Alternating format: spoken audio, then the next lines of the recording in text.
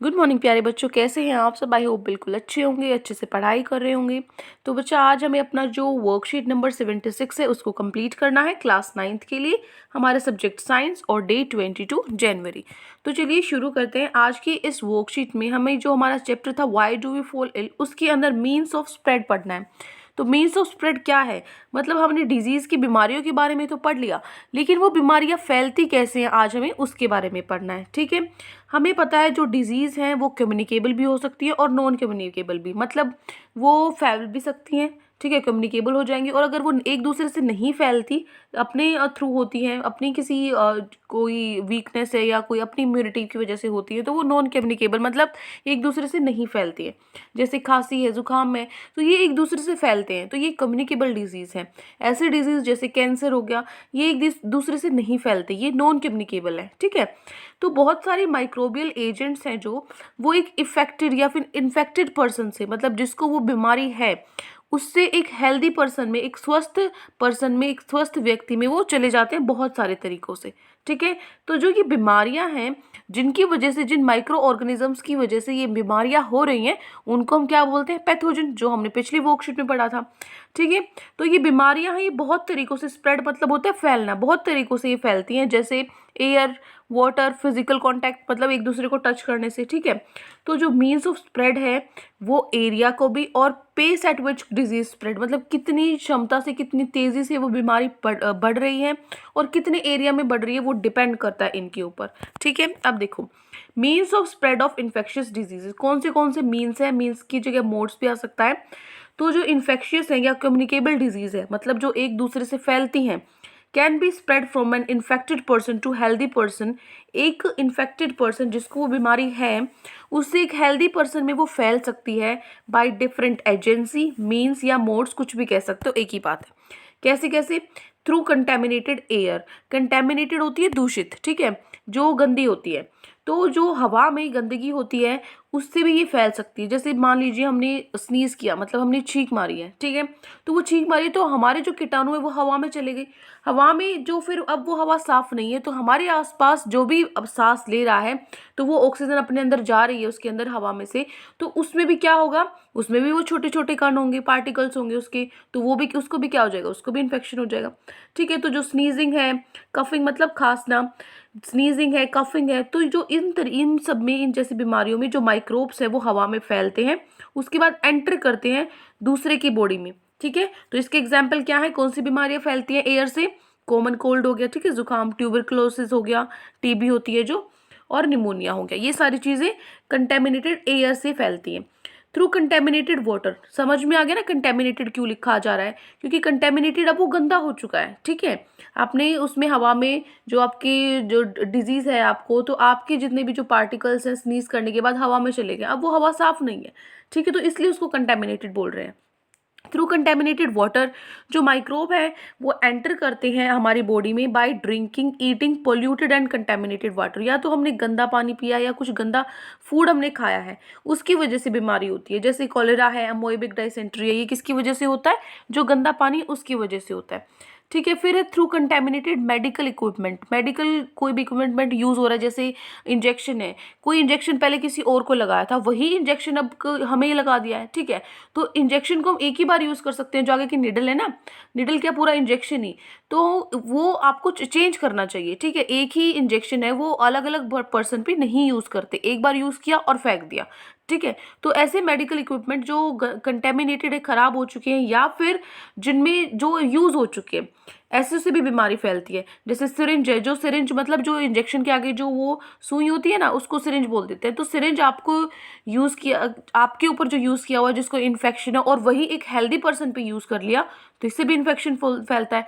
Thermometer है, thermometer भी एक इन्फेक्शन पर्सन के पास, हमने उसको मतलब चेकअप के लिए, टेम्परेचर चेकअप के लिए एक इन्फेक्टेड पर्सन को दिया। ठीक है, तो वहाँ चेक करने के बाद हमने उसको बिना क्लीन किए हमने क्या किया, दूसरे बंदे का भी चेक किया, तो उससे क्या होता है, वो भी फैलता है। ग्लव्स एक्सेट्रा, ये ग्लव्स क्या होते हैं, जो आप हाथों में डालते हो ना, जिसको दस्ताने बोलते हैं हिंदी में, ठीक है, वो होते हैं। तो इन सब चीज़ों से ये साफ सुथरे, एक दूसरे की चीज़ साफ सुथरी यूज़ करनी चाहिए, अदरवाइज यूज़ ही नहीं करनी चाहिए एक दूसरे की चीज़। अपना सेपरेट टावल्स वगैरह हैं या अपने क्लोथ्स हैं, सारी चीज़ें अपनी अलग रखनी चाहिए। अब देखो वेक्टर्स, वेक्टर्स क्या होते हैं, मैंने कल भी बताया था आपको। कुछ इन्फेक्टेड ऑर्गेनिजम्स हैं, जैसे डॉग है, कैट, मंकी, मॉस्किटो, ये सब कुत्ता बिल्ली वगैरह, मच्छर वगैरह, ये क्या करते हैं, डिजीज को फैलाते हैं एक स्वस्थ पर्सन में। ठीक है, जब ये बाइट करते हैं तो इनके थ्रू कौन सी डिजीज होती है, जैसे रेबीज हो गया, मलेरिया हो गया, डेंगू, येलो फीवर, ये सब वेक्टर्स के थ्रू होते हैं। फिर ये through sexual contact, sexual contact से भी होते हैं, फैलते हैं, जैसे सिफिलिस है, एड्स है। एड्स फैलता है सेक्सुअल कॉन्टैक्ट से विद इन्फेक्टेड पर्सन, किसी पर्सन को इन्फेक्टेड पर्सन को किसी को एड्स है तो हम उसके साथ किसी सेक्सुअल एक्टिविटी में है तो हमें भी एड्स हो जाता है।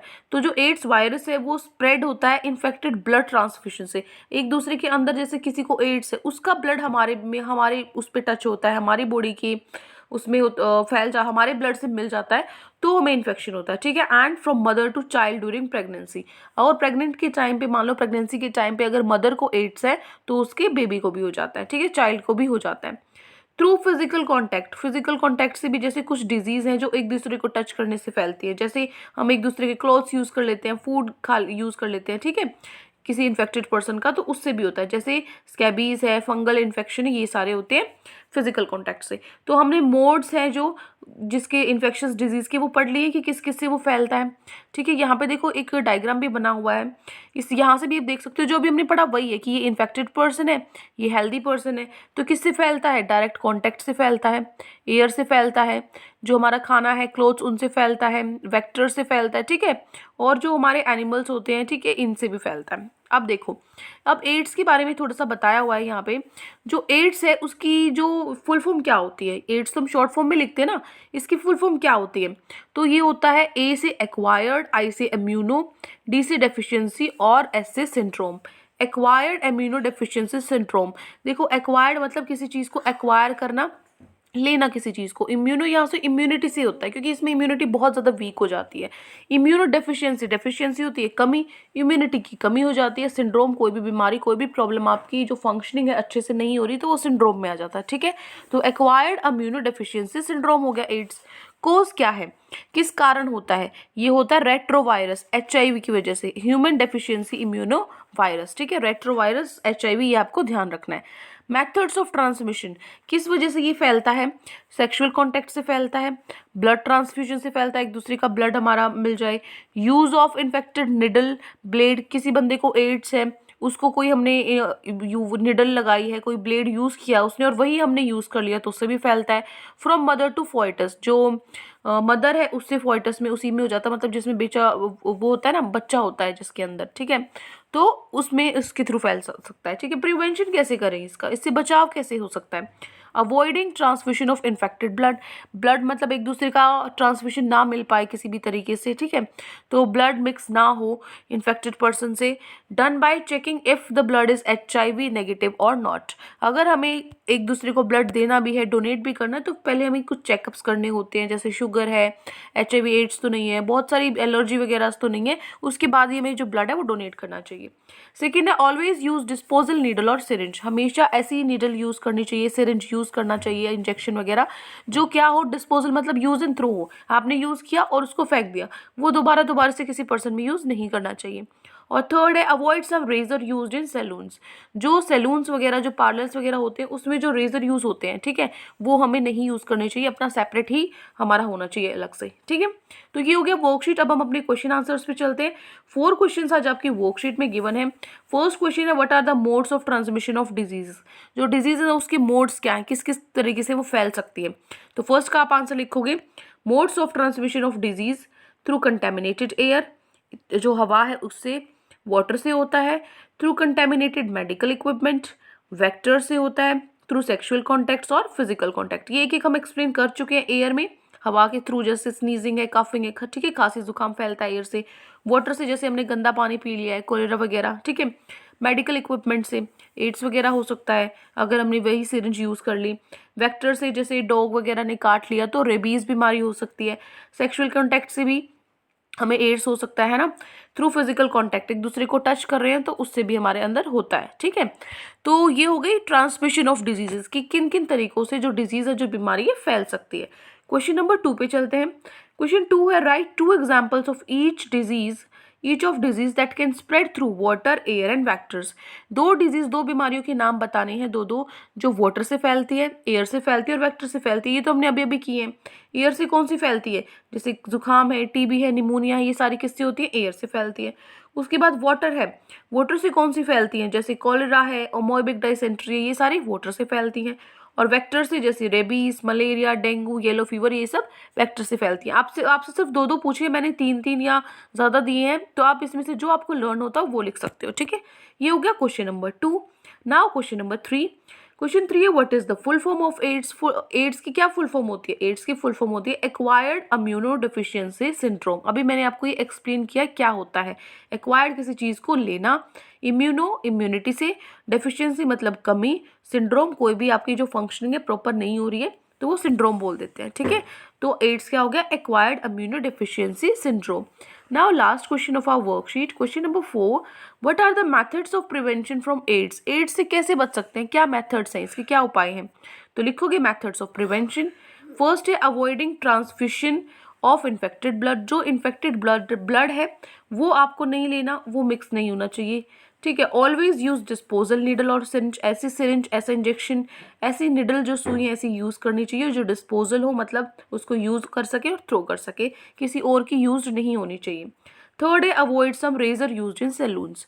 ऐसे जो रेजर वगैरह यूज करते हैं सैलून्स में, पार्लर्स में, वो हमें यूज नहीं करनी चाहिए, ठीक है। ये हो गया क्वेश्चन नंबर 4। तो चारों क्वेश्चन हमने कंप्लीट कर लिए हैं। आई होप आपको अच्छे से क्वेश्चन आंसर्स भी और पूरी वर्कशीट समझ में आ गई है। कोई भी डाउट है पूरी वर्कशीट में तो कमेंट्स में आप मुझसे पूछ सकते हैं। और अगर आपको वीडियो अच्छी लगे तो चैनल को सब्सक्राइब कर सकते हैं और वीडियो को लाइक कर सकते हैं। Thank you and have a great day.